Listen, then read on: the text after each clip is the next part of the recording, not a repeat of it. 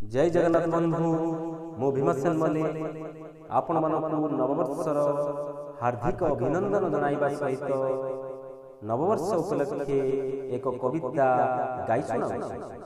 कविताटी रचना करिसेंती नवरंगपुर जिलार राईघर माटीर जणे सुप्रतिष्ठित कवि श्रीजुक्त रवींद्रनाथ बाहिनी। आसंतु सुनिबा तांको द्वारा रचित ए कविताटी। नुआ बरसटी नुआ तरीकारे आसी तो जाइछि आजी, नुआ रूप रंगे पालिबा सभिए, नुआ रूप रंगे पालिबा सभिए, आनंदरे जीवा हजी संगातरे आनंदरे जीवा हजी।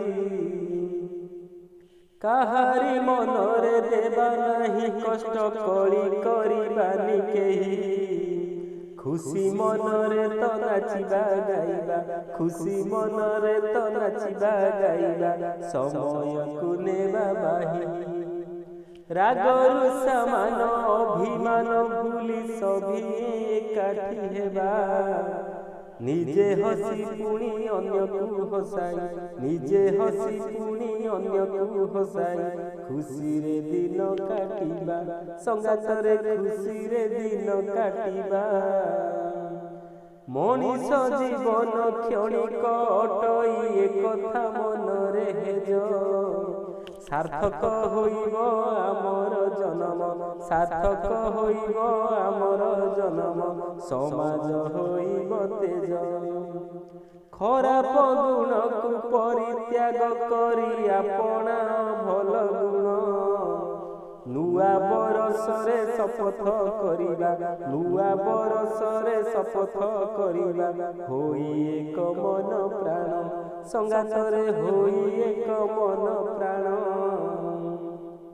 जन्म मृत्यु निश्चित टई, दुई रीति जीवनर, आसीथिले का जीवा चालिएका, इति होइब ताहार संगात, इति होइब ताहार।